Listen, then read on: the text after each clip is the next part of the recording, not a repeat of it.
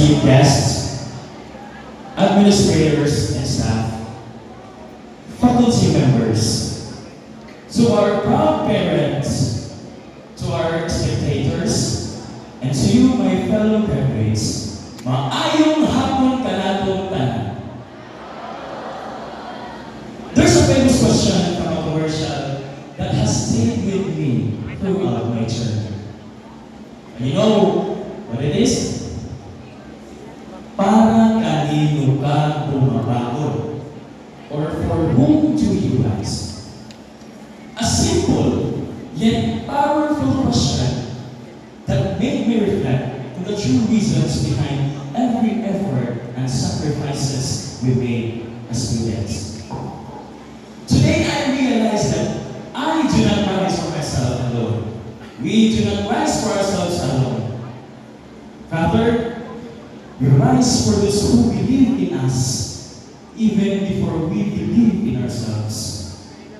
We rise for our parents, whose sacrifices laid the foundation for our dreams. We rise for our mentors, who just not saw what we were, but who we could become. We rise for our friends who stood by us through sleepless nights, hard-earned victories, and every breakdown in between. Our journey wasn't easy. Many of us struggled academics, finances, emotional struggles, and the pressure to succeed. And yet, we are here. And I learned something. Pressure is uncontestable. It challenges us, it pushes us, but it can also transform us. As a science major student, I often thought how pressure deep within the earth turns carbon into diamonds, the hardest and one of the most precious and vulnerable stones that we can find in this planet. And also let us remember that the diamonds are not just shaped by the pressure, and also they shine because of the potential already within in the carbon. In the same way, our success doesn't come from hardship alone. It comes from the strength we already carry, revealed, refined, and made brilliant by the challenges we overcome. And so, we shine. Because we endured and because we were meant to. But behind our shining moments are the people who never gave up on us. To all of you, thank you so much from the bottom of our hearts. Thank you so much. To our dear parents, we couldn't have reached this moment without your endless love, sacrifices, and dedication. Thank you so much. Para sa akong mama, para sa akong ginikanan, Mama Litlin, Papa Ruel, daghan kayong salamat na sa pagpangga o walay bukas na pagsuporta. Kung wala mo, sigurado wala kong dinikanon. Salamat sa iyo sa Suma. Pa, salamat kayo. Sa mga siblings, Raymond and Ralph, daghan ko yung salamat sa pag-motivate ni Kuya na walang pa sa pag-eskwela, liyo sa kagaboy. Sa karon, kinilang usa ang masuklit na ako, bawal mo mohon. Bawal mo mohon. To my lolo and lola, thank you so much for the love and support. I wholeheartedly dedicate this achievement to both of you. You have always been among my greatest inspirations. Your kindness, strength, and wisdom have guided me in every step of the way. To my Tita Ming, thank you so much, Tita, for the constant moral and financial support.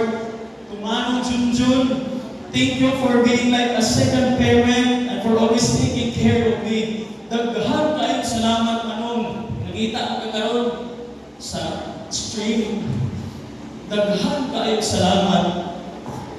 To Kuya Kenneth and Ate Anne, I am deeply grateful for your kindness in letting me stay in your home without any cost. Your generosity made this journey much easier for me. Also, my special thanks to Bayang family, Dumagan family, and the Chantinan family for your financial and moral support. And of course, malilimutan ko pa. So my special someone, Miss Yulame Castillo Day. Thank you kayo lang sa tanan. Luyos sa akin o kalipay ang pabiling ka, Pinuna. Karoon na humana na with flying colors sa atong tulog-katuloy na panag-iban. Nakamatuntan na ito na diling kinibaba sa atong pagpangiswila sa kolehiyo. Punta successful na sa kinagpagmula. God's may God's grace.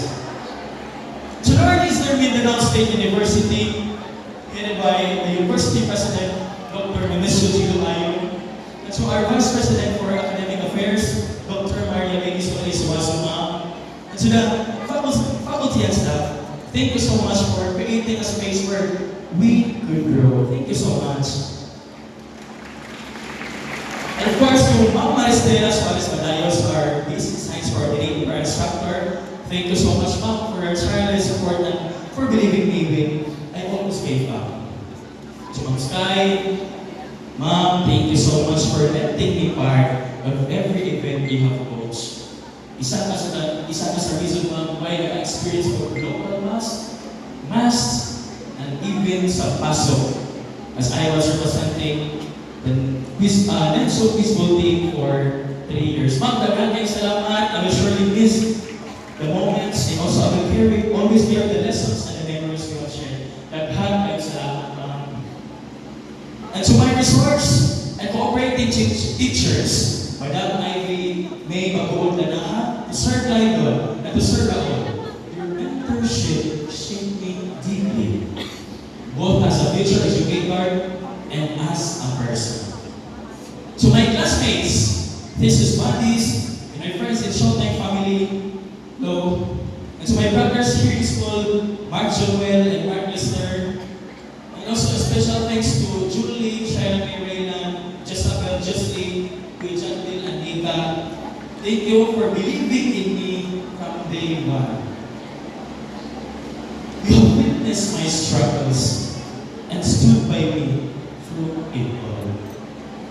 You have brought so much joy, comfort, and laughter into my life. And I truly treasure every moment that we have shared. And most importantly, to our Almighty God, thank you for being our light in the moments of darkness, and our strength when we felt weak. Everything we achieve is because of your love and guidance. From the bottom of our hearts, we thank you, God, for everything. And I remember one instance when I had along with my friends to go fishing. We went at night. And in those long unbearably hours, I remembered her saying, "Kung tagaray, kung ako managawag sa iyo, di ka po, hindi ko nila mama matanaw, si papa, isla, si mama, isuri ako ba? Di ka po, hindi pa mo kaayos sa pat. Kita para sa paghinanglaran sa pamilya." And that hit me. What was once an opportunity for me to explore and have fun was for others a constant challenging and a struggle to survive. There are times that we wish that we could fast forward our college years, but just like diamonds, we don't become who we are meant to be without injuring the long, difficult process. I may be graduating with the highest distinction of a Latin honor, but in this case, my friend may be a brighter diamond than me. Because while I was striving for excellence within the walls of a classroom, she was quietly persevering through real hardships that tested her strength far beyond academic standards. And so, to answer Ms. Patosa's question earlier on what is success for me? As for me, by looking at our parents' reactions, their faces, our mentors' faces, it made me realize that success isn't always measured by medals or grades. It is often found in an unseen sacrifices and silent resilience of those who rise every day with fewer opportunities but greater determination. In the end, it's not about who shines the brightest, but whose light has reached the farthest. And so, if you were to ask me, para kanino tayo dapat bumangon? I would say, we should rise for everyone. Our families, our friends, our mentors, and every person who believe in us. For those who need our light, and for those who stood by us, even when we were just cardboard. Our success is not ours alone. It is a tribute to our love and sacrifices. This is Ryan Louis Dumagan Bayan, your summa cum laude from the College of Teacher Education, Bachelor of Secondary Education, major in Science, proudly saying, may we carry forward the knowledge and values we have gained, always striving for excellence and integrity. To the class of 2025, may we face the future with courage and purpose. Congratulations and mabuhay tayong lahat.